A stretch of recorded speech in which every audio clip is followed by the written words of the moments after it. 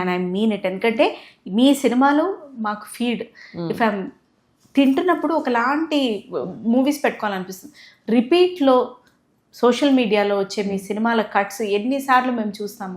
నేను మీ ఐలైనర్ ఒక ఫోటో ఎంత పర్టికులర్గా నేను మిమ్మల్ని ఫాలో అవుతానంటే, ఒక ఫోటోలో మీ ఐలైనర్ ఇలా వచ్చి ఇలా ఉంటుంది, అక్కడ బొట్టి ఇక్కడ పెట్టుకుంటాను నేను. అవును, అది ఇప్పుడు మళ్ళీ రీసర్క్యులేట్ అవుతుంది ఆ ఫొటోస్. సో నాకు అంత ఇష్టం మీరు తయారైన. ఐఎమ్ షూర్ మెనీ నాలాంటి వాళ్ళు అందరూ ఉంటారు. సో అందుకే nobody can rethink like that. Ma'am, వదల ఎలా ఉండబోతోంది? ఆడియన్స్ ఏం ఎక్స్పెక్ట్ చేయొచ్చు? అంటే ఆల్ ఆఫ్ అ సడన్ మీరు ఏమైనా డిఫరెంట్గా సర్ప్రైజ్ ఇస్తారా? సర్ప్రైజెస్ ఉన్నాయా ఈ సినిమాలో మీ నుంచి? సర్ప్రైజ్ అయితే అవుతారండి. అంటే because I think climax and ప్రీ క్లైమాక్స్లో అయితే that will be a surprise element. అంటే ఐ వోంట్ సే ఇట్స్ అప్పో ఇక్కడ నుంచి డ్రాస్టిక్ అని కాదు, బట్ ఒక సాఫ్ట్ లయా నుంచి you will see a different ఆ 2 episodes. That will be almost 20 minutes ఉంటుంది. లాస్ట్ 20 minutesలో అయితే you will see a very good different person in me. అంటే చేస్తున్నప్పుడు అయితే అందరూ దేవర్ షాక్, ఏంటి లాయా, అమ్మో ఏంటిది అని. గుడ్, సపోజ్ టు బీ అలాగే ఉండాలి, కానీ నేను చేస్తానని వాళ్ళు అనుకోలేదు.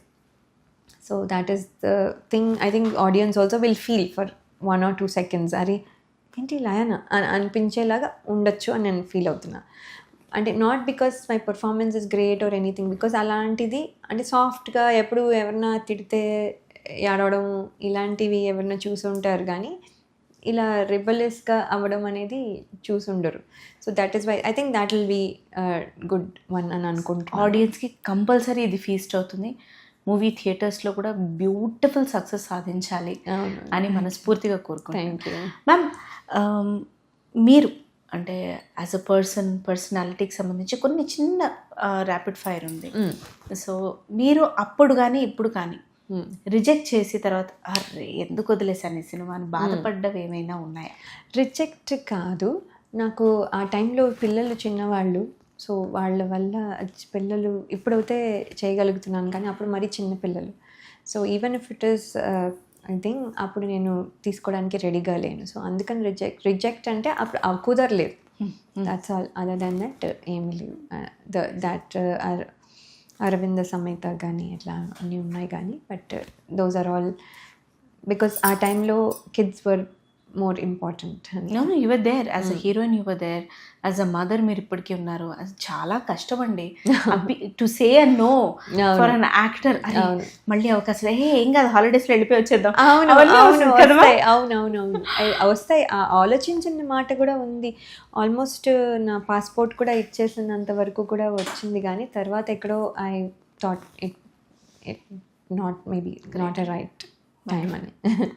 మీరు టీవీలో కూడా doing a show, being a judge for it, ఎలా అనిపిస్తుంది ఒకప్పుడుకి ఇప్పటికి TV shows patterns, content for that matter, what changes are you feeling? అంటే చాలా మారిపోయింది.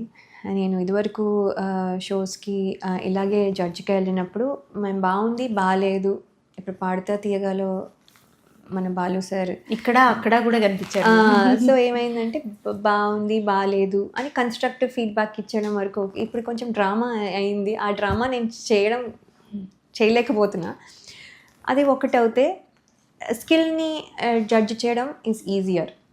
బాగుంది బాగాలేదు, మీ పర్ఫార్మెన్స్ అందులో బాగుంది అంటే బాగుంది బాగాలేదు చెప్పడానికి కూడా you don't need to be an expert in it. మనం పాట వినంగానే మనం చెప్పగలం whether it is good or not. I may not be a singer, great singer, but I can still tell బాగుంది బాగాలేదు. సో స్కిల్ని జడ్జ్ చేయడం వరకు చేయగలం, కానీ నేను వెళ్ళే షో ఏంటంటే పర్సనాలిటీని జడ్జ్ చేస్తూ మీరు ఇలా ఉండండి అంటే, because I never judge a person, I accept the way they are. మీరు ఇలా ఉంటే మీరు ఇలాగే నేను యాక్సెప్ట్ చేస్తాను, తను అలా అందరూ డిఫరెంట్గా ఉంటారు, ఎవ్రీబడి ఐ యాక్సెప్ట్. సో నేను నా అలాగే ఉండు, నేను ఇలా ఫాలో అవుతాను కాబట్టి, నేను ట్రెడిషనల్గా ఉంటాను కాబట్టి మీరు కూడా నా అలాగే ట్రెడిషనల్గానే ఉండండి అని నేను ఎవరికి చెప్పను. అండ్ వాళ్ళు లేకపోతే నేను దాన్ని కూడా యాక్సెప్ట్ చేస్తాను, because that's their choice. Yes. So నన్ను ఫోర్స్ చేయనంత వరకు ఐఎమ్ ఓకే. సో నేను కూడా ఎవరిని ఫోర్స్ చేయను. సో అలాంటి జడ్జ్మెంటల్ పర్సన్ని కాదు ఇన్ ఎవరి మ్యాటర్లోనూ అట్ ద సేమ్ టైం. అంటే మీరు ఇలా ఉండండి అని ఉచిత సలహాలు కూడా ఇవ్వను. వాళ్ళు వచ్చి నన్ను అడిగి పెద్దరికంగా నాకు చెప్పి నాకు ఈ ప్రాబ్లం ఉంది, సో ఇలా అనిపిస్తుంది, ఏం చేయమంటావు అంటే అప్పుడు కూడా నేను చెప్తాను, నాకేమనిపిస్తుందో నేను అడ్వైజ్ చేశాను, నీకు నచ్చితే చెయ్యి, నీకు వర్క్ అవుతే చెయ్యి, లేకపోతే లేదు. సో అలాంటి టైపు సడన్గా వెళ్ళి మీరు అలా అనాలంటే అప్పటికి my best to avoid it. కానీ కొన్ని మ్యాటర్స్లో తెలియకుండా we also change different person అయిపోతాము. బట్ అదర్ దెన్ దట్ అది ఒక్కటే కొంచెం పర్సనాలిటీని జడ్జ్ చేయడం అనేది, లేకపోతే మీరు ఇలా చేశారు కదా, మీరు అలా ఎందుకు చేశారు, మీరు అలా మాట్లాడకుండా ఉండాల్సింది, అసలు ఈ పంచాయతీ నేను మామూలుగా చేసే టైప్ కాదు. ఈవెన్ బిగ్ బాస్ కూడా చూసేటప్పుడు మామూలుగా ఎంటర్టైనింగ్గా చూస్తాను, కానీ వీళ్ళు ఇలా వాళ్ళు ఎందుకు వాళ్ళ ఫేవరెట్స్ ఇలా ఏం లేదు, బికాస్ నేను జడ్జ్ చేయను ఎవరిని పర్సన్. సో అదొకటే కొంచెం కష్టంగా అనిపిస్తుంది. అట్లేదులేండి, ఆడియన్స్ ఇష్టంగా చూస్తున్నారు కదా. But thank you so much for your time ma'am.